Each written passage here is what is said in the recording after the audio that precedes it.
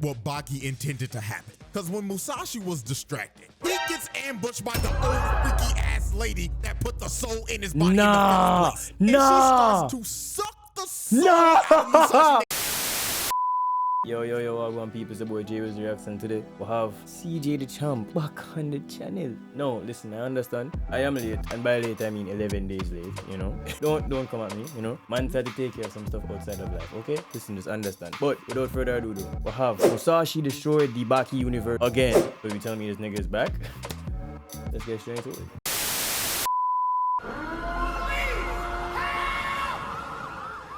Musashi disappeared into the shadows and started hunting down every single SWAT team member, just like how Roberta was hunting down those special forces in Black Lagoon. These two officers were talking about a plan, and the guy that this dude was talking to lifted up his finger in terror and told him, "Sir, he's behind you." Bomba. Fuck me.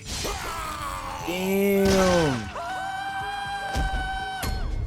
Hey, this is the same guy, if I remember from the last CJ the Champ video I watched with this nigga in there. He can slash you without slashing you.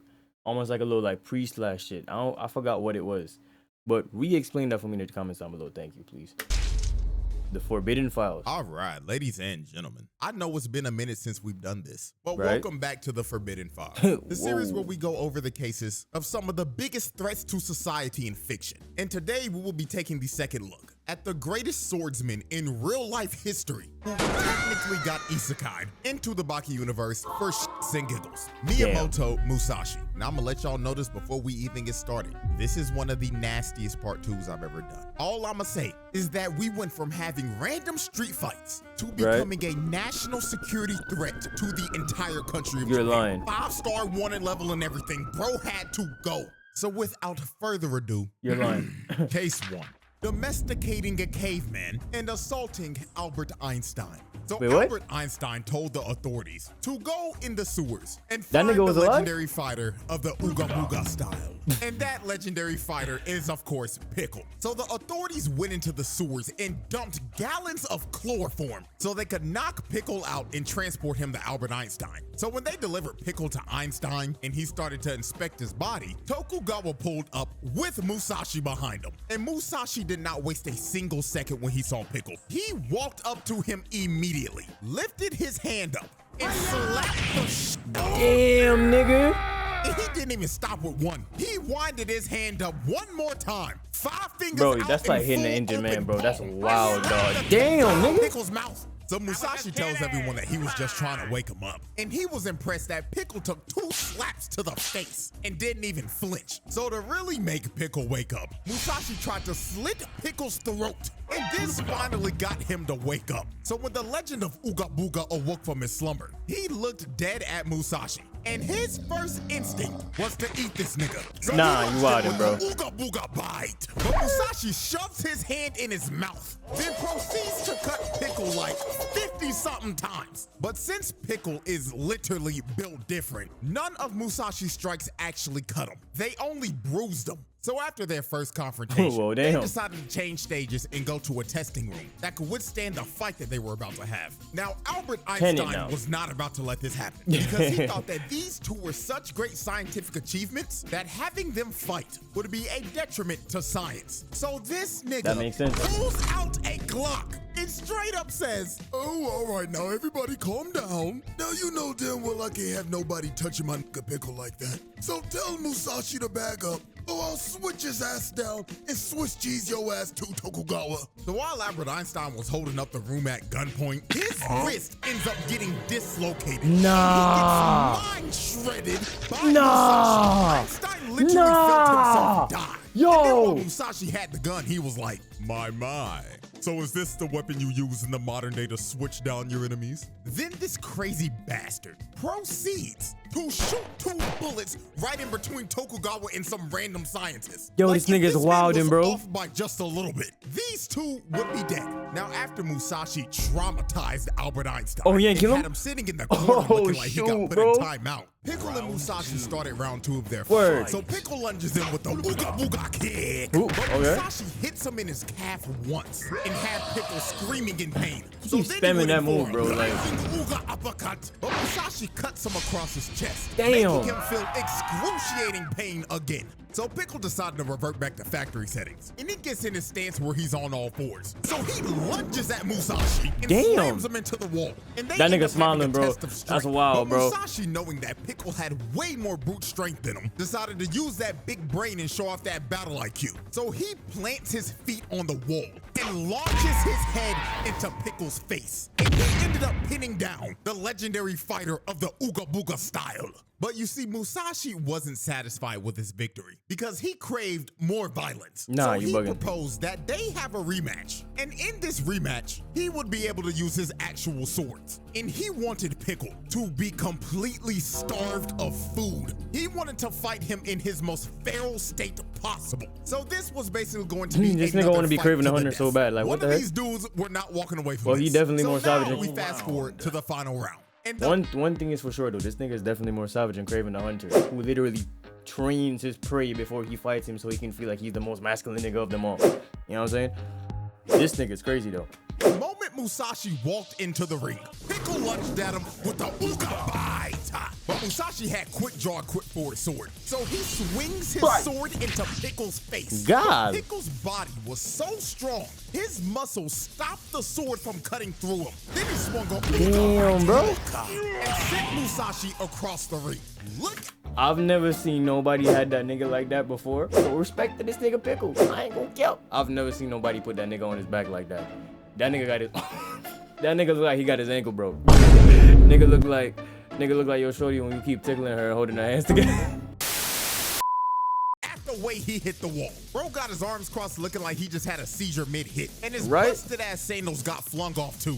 Now during this fight, Pickle started showing everybody firsthand human evolution. This dude picked the sword up that Musashi hit him with and started swinging the sword. We were literally watching this man evolve in front of our eyes. Pickle finally got the Humanity 2.0 update. So Pickle tried to swing the sword on Musashi, but Musashi cut his eye with his hand, then grabbed his sword and cut Pickle 6 times. Damn. Twice in the elbows, twice in the shoulders, and twice in the knees. He strategically went for the most important joints in the body. Now after Musashi sliced up Pickle's joints, Pickle started transforming into his legendary Super Ooga Booga form. For one final strike.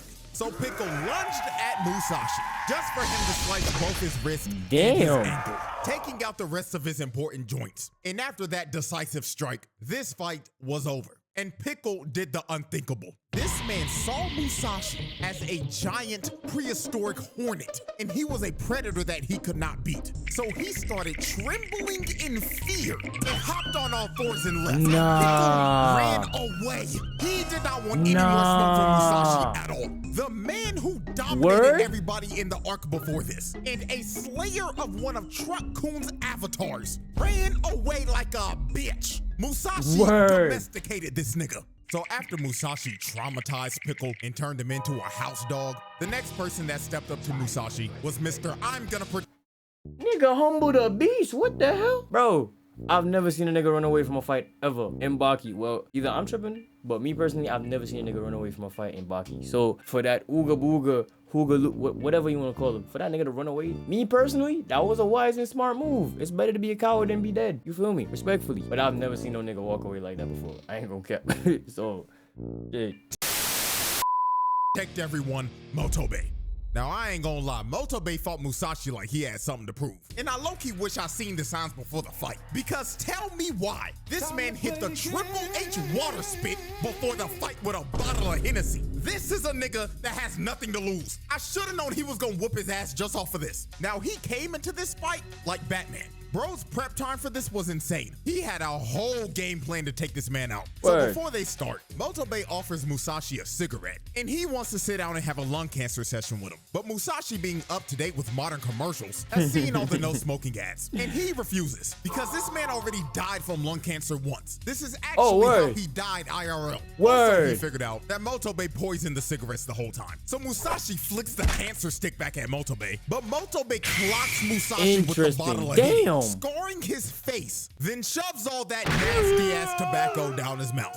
So after Motobe put Musashi on his ass, he just started using every weapon you could think of. First thing he did was throw a flashbang at his ass. Then when he was flashed, he came in with a mace and started clocking his Batman for real, he bro. hit him so hard he lost his back teeth. So after he was done beating his ass with the mace, he pulls out a short spear and lunges in at him and tries to shank him. Now Musashi cuts the spear in half, but Motobe countered and kicked his teeth down his throat. Then he pulled out brass knuckles with some spikes on them and rocked him with the right hook. Motobe was whooping that ass. He actually had this man Musashi sweating. Now, while Musashi looked like he was knocked out on his knees, he ended up slicing Motobe down the gut. But Motobe, with all that Batman prep time, planned for this if it ever happened. Because under his clothes, he had a whole set of chainmail armor. So even though Musashi still cut through it, it weakened the blow. So since Motobe's whole torso was wrapped in armor, Musashi tried to go for the weakest parts of the body. So he sliced Motobe's wrist and basically severed his hand from his arm. His hand was hanging on by one muscle fiber. Then he took his ankles. Then after his legs gave out, Musashi cuts him right down the shoulder blade. But while Motobe was on critical health and 1 HP, Baki yelled, "Stop the fight." And this distracted Musashi. So Motobe took advantage of this and tackled Musashi. Then when he got Musashi on the ground, he did the exact same shit Mark did to Conquest. If your limbs ain't working, then use your hard ass head. So he started headbutting Musashi over and over again. Bro was shoving his skull into his face. Then he took Musashi's back and started to choke him out. And Musashi was fighting to get out of the hold. He shoved his sword right back in the shoulder blade wound, but Motobe did not care. He was going to put Musashi to sleep. So after about a good 10 seconds, Motobe did the unthinkable. He made Musashi go night-night and won the fight. Motobe was the first man in history to beat this nigga. Everybody watching the fight were in shock because they couldn't believe what they just saw. They just witnessed the— I mean, I'm gonna keep it a buck though. Did he really lose? Because Baki did low-key kind of distract that nigga when you think about it. You know what I'm saying? But the fact that he was able to still— Alright, chat, tell me what y'all think. Does that really count as a loss? The nigga lost. He lost. You feel me? But Baki did distract that nigga. You know what I'm saying?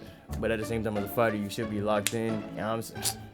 Chat, you tell me. Comments, you tell me down below what y'all think, nigga. Biggest upset in history. This was like when the Undertaker's WrestleMania streak ended. Complete shock. Niggas had no clue what the f they just witnessed. And Musashi actually just took this loss on the chin. He admitted defeat and just straight up walked away. But what was about to transpire after Musashi lost was complete chaos and was going to change that nigga the went entire salty. country forever. Damn. What that nigga Case do? 2. Declaring war on Japan. Oh, that nigga was Musashi salty. took his first ever L. Damn. He went on the Tonight Show to get interviewed by bootleg Jimmy Fallon. And the reason why he did this, I'ma be real with you, I don't know. But what this man was about to do to bootleg Japanese Jimmy Fallon was going to make him the most wanted man in Japan. So Jimmy goofy ass started asking, "Oh yeah, so you're the legendary Musashi Miyamoto. But I mean, you gotta be LARPing, right?" I mean, the cosplay looks great, my man. But we all know Musashi's been dead for like 400 years, so we all know you're not the real one, so you could drop the act. So after Jimmy told Musashi to quit LARPing, Musashi stood up out of his seat. And his invisible sword was visible to everybody. Even on the TV broadcast, you could see it. Then Musashi told Jimmy, "Excuse me, sir, but what is LARPing and what the hell is cosplay? Is this what you modern people call rage bait? Because I think I just took it." So Musashi, clearly taking this as disrespect, decided to show Jimmy that he was the real deal. So he sliced Jimmy right down the middle on live TV and knocked his ass out cold for the entire world He ain't dead, to right? see. So after he knocked out Jimmy Fallon live on his show, they put an arrest warrant out for Musashi because he technically assaulted a man live on TV. So the cops pulled up to Tokugawa's estate and surrounded him. Now the investigator came up to Musashi and told him, "Mr. Miyamoto Musashi, you are under arrest for the assaultation of Jimmy Fallon." So after the investigator told him he was under arrest, Musashi just smirked at him and told him, "Okay, I'll come. That is, if you can take me or not." So he draws his sword and cuts their batons in half. Then he blitzes the investigator and crushes his eye.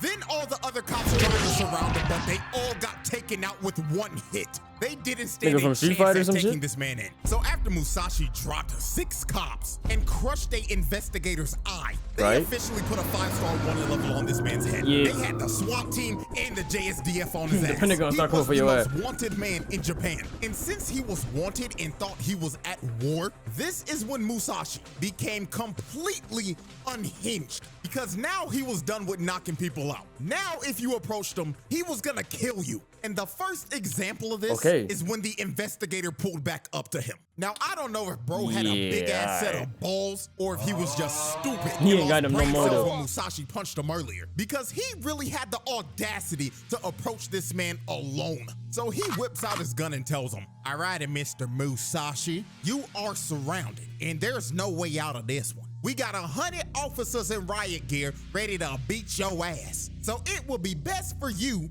if you would just come along quietly." So Musashi, seeing the investigator whip out a gun, signaled to him that he was trying to have a duel. So he told the investigator, "Okay then, let's see if you could shoot me on the count of 3.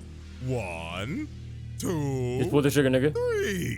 What in the name of fuck? You never pull on 3. When this man sheathed his sword, the investigator got split in half. Damn, through the middle though. Perfect cut. He evenly distributed his body into 2 serving sizes. And the cut was so clean, he also split the gun. So after he split the investigator in 2, he goes up on top of the bridge and is confronted by a 100-man riot squad. So the leader tells everybody to surround him. And he tells Musashi, "We know you could cut through almost everything, but we got something that your ass can't even cut. Boys, hose his ass down." So they shoot a high-powered water hose at this man, but Musashi dodged and weaved the high-powered water. Then he jumped onto the truck and split the truck in 2. And after he split the truck in 2, the officers had no clue what the hell to do. They were terrified of bro. So the leader pulls out a taser and starts to tase Musashi. And this taser was 500,000 volts. And just for reference, a regular taser is only 50,000. So this taser was lethal. You could literally see his skeleton. So Musashi ended up falling to the ground. And the captain continued to tase bro. He had a smile on his face and everything. I ain't gonna lie, just looking at this, they might have to go back and look at bro's body cam history, because I don't trust this nigga at all. It got to the point where the other officers had to stop him. So he finally let go of the trigger. And all of the policemen thought that Musashi was dead. But about 5 seconds later, when they were all surrounding him, that's because that nigga do what he gotta do, bro. Well, shit.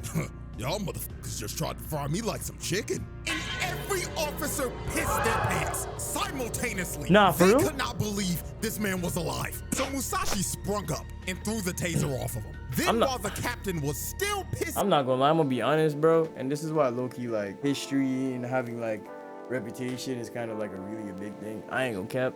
This nigga is very dangerous. Don't get it twisted. Don't underestimate this nigga. But the fact that he lost once, bro, kind of just changed up the whole, like, his whole aura. I ain't gonna cap. His whole aura is, like, changed. Like, from the first time I reacted to him, you know what I'm saying? That nigga was built different. Even going into this video, nigga still built different. But just because he lost, which I'm still kind of figuring out if that loss count. That nigga aura kind of different now. I ain't gonna cap. Nigga aura kind of different. His pants, Musashi swung his sword and decapitated the captain. Wait, that just missed some shit? Was still pissing his pants. Musashi swung his sword and decapitated the captain. Yo, this nigga just slicing, bro. Bro went out in one of the worst ways I've ever seen somebody go out. He pissed his pants and got decapitated at the same time. His legacy in that police department is done. cooked. They all gonna remember bro's last moments was him pissing his pants while getting beheaded. So after all of this happened, he went up to this one trooper, and to assert his dominance, he cut a riot shield into pieces. Then after he shredded the dude's riot shield, he told all the other officers, "Pick up your dead and get the hell out of my way." And guess what all those 99 troopers Pick did? the hell up and move out of the way. Good boys and did exactly what he said. Yep, I don't blame you, They nigga. took the dead captain and got the hell out of bro's way. They just let him walk because they knew they couldn't do anything to stop him. So after they let Musashi go, the Prime Minister of Japan decided to deploy everything at this man and just lock down the whole city. Because Musashi at this point was considered a Avengers level threat. He had to go. So they pulled up on him with a bunch of armored trucks and choppers. But all this man did was smile because he was excited that he had Where was Yujiro during all of this, bro? to test his swordsmanship against the modern army. So Musashi disappeared into the shadows and he started picking everybody off like Roberta did to the special forces in Black Lagoon. These two officers were talking about a plan. And the guy that this dude was talking to lifted up his finger in terror and told him, "Sir, he's behind you." Oh, snap. Right down the freaking middle, bro. So after Musashi murdered the first guard, he cuts off the other poor guy's arms and disperses back into the darkness. And since he had everybody confused and bamboozled, and they had no sort of plan at all, they were easy pickings for Musashi. He would pick off one, then disappear. Then he would appear again. And niggas playing stealth mode Assassin's Creed cut over again, because they had no coordination at all. And he was too fast, they couldn't see him. This ended up turning into a bloodbath. Body parts were everywhere because multiple SWAT team members were getting chopped in half. And if you're wondering, CJ, why can't they just shoot him with a gun? Oh, they can't do that, bro. But they couldn't hit him at all. They had that good old stormtrooper aim, can't hit shit from a foot away. This one guy tried to switch him down, but he jumped over his bullets and made him eat a knee to the face. Also, just to add on, that knee strike was so strong it shattered a bulletproof visor. So the nigga that got hit by that is probably dead. So this one guy tried to get the situation under control and told everybody to surround the cars that he was moving between. But out of nowhere, Musashi appears on top of the car and jumps down and slices the commander in half. Yo, these niggas not learning, bro. Cut the commander down. He yelled to everyone again, "Collect your dead, mount your chariots, and leave." And guess what they did? Nigga, go. They were also nigga. They all ran away, got in their armored trucks, and left because they valued their lives. They was not about to throw their life away like everybody else. And just off of this scene alone, this man took out like 5 SWAT team squads, bro. So after Musashi dismantled the police force, they came to the conclusion that their best option to stop Musashi was to rely on a 20-year-old that looks like he's 40. They begged Hanayama to fight Musashi because they knew he was durable enough to take multiple sword swings. So Hanayama confronted Musashi in Shibuya. And since this is a Baki universe, you know every single NPC stopped what they were doing to watch this fight on the side of the street. So big body Hanayama charged up his first punch and threw it right at Musashi's face. And look at this impact. He literally indented his whole fist into Musashi's face before sending him flying down the street. So after Hanayama laid out Musashi, he picked up his whole body with one hand and winded up another massive punch. So he swung at Musashi, but he blocked it with his blade. But even though a whole sword was in Hanayama's fist, he didn't give a damn. He threw another punch at Musashi's face with the sword in his fist. That's a real nigga right there, ain't gonna count. Rolling down the street like a bowling ball. Then this man, being such a gentleman, decided to hold out his fist and say, "My fault, OG. I forgot to give you your sword back and shit." So he ripped the katana out of his fist and chucked it at Musashi. And Musashi caught it at point blank range. Now after this, Hanayama had an uppercut coming from hell, and Musashi dodged and proceeded to cut Hanayama's back a total of 5 different times. Now this would have killed anybody else, but obviously Hanayama's built like a tank. So he just turned around and said, "Damn, OG, that kinda stung a bit." So Hanayama wanted to have a test of strength with Musashi. So he grabs his hand and just starts to weigh him down immediately. Then he gripped Musashi's face and started crushing it. Alright, I'm not gonna lie. Either this man is just playing with his food because he's just bored at this point, or this nigga's really just starting to take L's and Pledge really started to take over, because the nigga was killing before. What changed? Nigga wanted to be nigga was bored and wanted to be fierce, so he wanted a little bit more time in the fight or something like that, like on some one punch man type shit. Like, what's going on? With his gorilla grip ass hands. So it got to the point where Hanayama slammed him on the ground, and it looks like Musashi's eyes were about to pop out of his skull. But when Musashi was trying to gasp for air, he quickly drew his sword and sliced Hanayama straight down the gut. And this finally brought big body Hanayama down to his knees. Did he So slice after his dick? Hanayama got hit with this strike, he had to take a whole time out to wrap his body back up. So while he was wrapping his bandages back up, Baki just spawned in out of nowhere and said, "Oh, hold on, twin. I got something for you real quick. I brought the motherfucking Henny." So Baki sprayed a bunch of Hennessy on Hanayama and told Hanayama to go cook that fraud. But sadly, this hype me up moment did not work at all. They started fighting again and Musashi cut his back. Then he ended up slicing his face. Then he shoved his sword in his eye. Then spun his body back around. Then finished him off with one more slice to the back.